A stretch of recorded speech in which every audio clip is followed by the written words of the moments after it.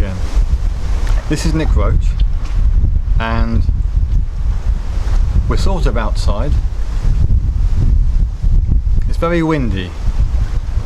We were supposed to get the end of the hurricane this afternoon. It might still happen, I don't know.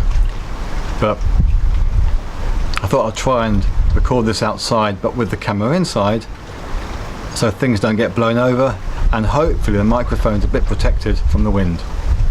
We shall see if it works. Today I'd like to talk about reclaiming the energy. Reclaiming the energy.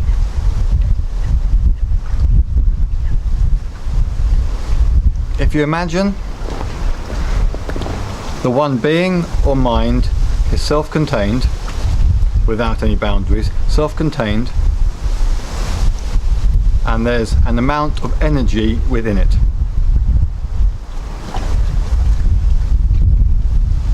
Within the one mind, which is of course your mind. Who else's could it be? There's only one here. So there's only so much energy within your mind, the one mind, and we generally use a certain amount of energy to drive the thinking mind, the imagination, the wanting, the thinking about the past. The wind is picking up. I'll keep going. Thinking about the past, what has happened, worrying about it, remembering it, reliving it.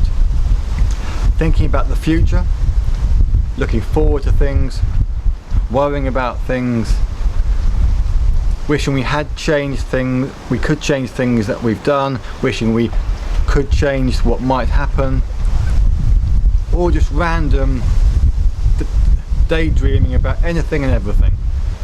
That all requires energy. It's all an action of some sort. Even though it's an action of the mind, it still requires energy. So one's attention, the conscious energy, is going into the thinking thought process. And then one has the feelings, the emotion. When we're thinking about something, remembering something, or if something just happens in our life and it stirs something, we get a feeling. It might be unhappiness, anger, resentment, jealousy, fear, hope. It might be excitement. Whatever it is, there's an emotional feeling can arise up. And that requires energy as well. So all day, even if we're not moving physically very much, so we're not exerting physical energy, the mind and the emotions are going all the time. And you know this, of course, because if you've got something quite traumatic in your life, something's really upset you, and you think about it a lot, and a lot of emotion come up, after a little while you can feel exhausted, worn out. Thinking and worrying and imagining and daydreaming all requires energy. And I've said, you've only got so much.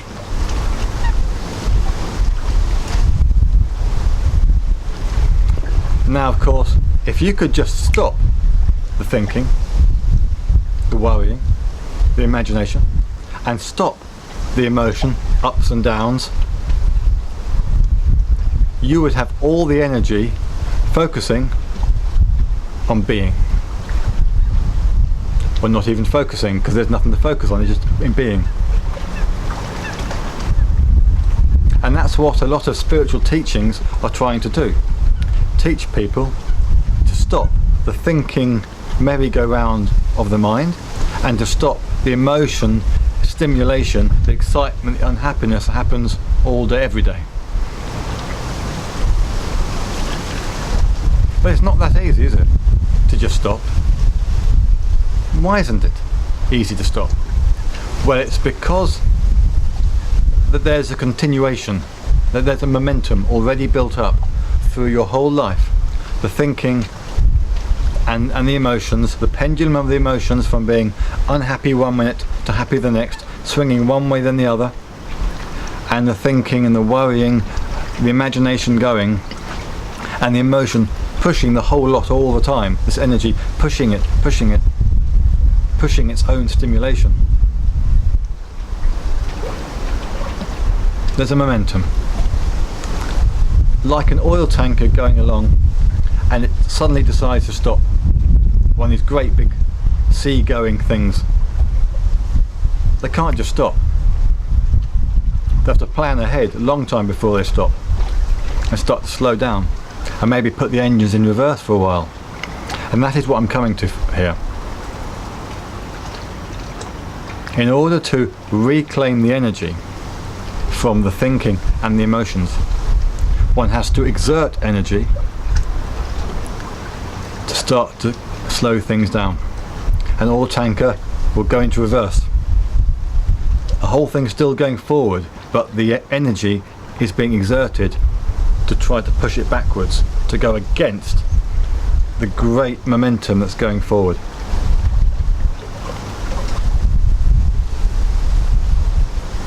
So how do we do that?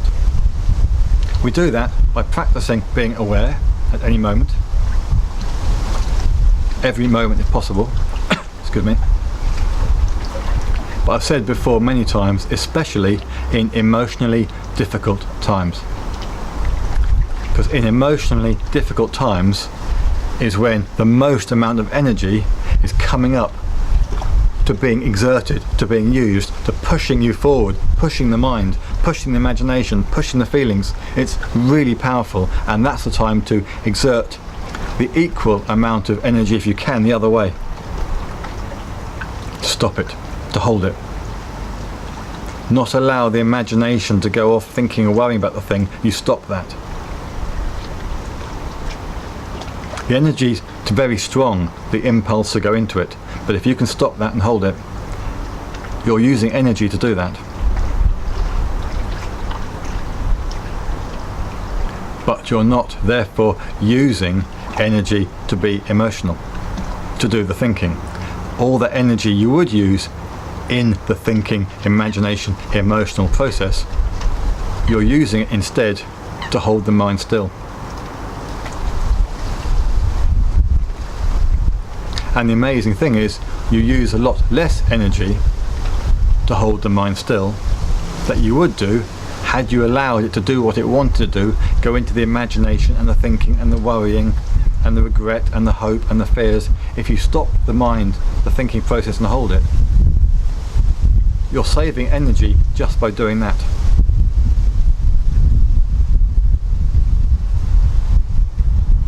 And what happens is the mind gets that bit stiller. The energy inside gets that little bit stronger.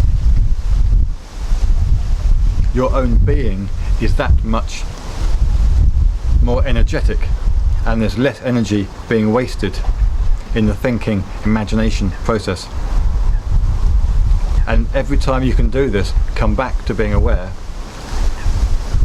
you're reclaiming a bit of energy that would have been used in the imagination process. And when the emotion comes up quite strong and you hold the imagination, then you're reclaiming a lot of energy. I'm not talking physical energy. I'm talking the energy in your being, in your awareness, in the mind. And spiritual teachers talk about being aware all the time, living in the moment.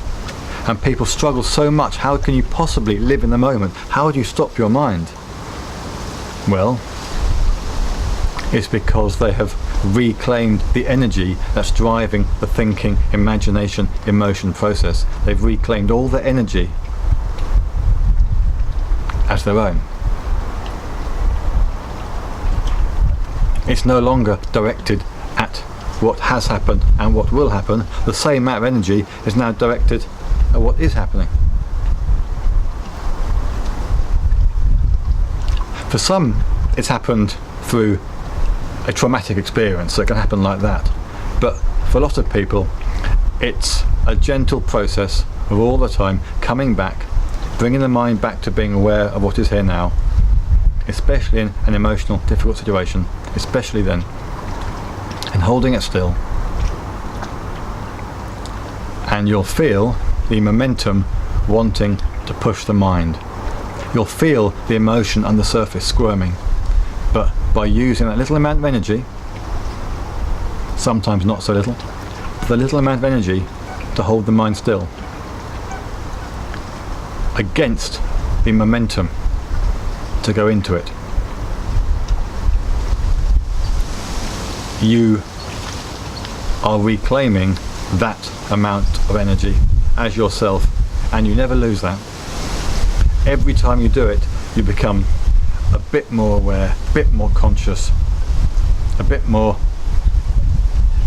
less emotional, and the thinking mind and the imagination and the emotions have less and less energy, less and less power, and you become more energetic as a conscious being. It's not rocket science. It just takes a little bit of effort, if possible all day, every day, but every time you do it, it gets a little bit easier. And if you've got a lot of emotion, then while you're dealing with that, you're becoming much stronger, much more energetic. You can't fail, you just sometimes might not do it. And you can't go backwards, because whatever energy you've already claimed as yourself, that's then yours. So just practice being aware, and anytime you're aware, you're reclaiming a little bit of energy. And if you're emotionally stimulated, unhappy, a disturbance, whatever it is, that's the time, if you can do it, you're reclaiming the most energy. And every time you do, after the emotion's gone and you've been conscious, you reclaim that energy. Instead of feel worn out after the emotion's gone, you can feel, wow, like revitalized. This is amazing. It's so calm, it's so still. I feel really strange, but it feels great. Because you have that little bit more energy for your own being. Thank you.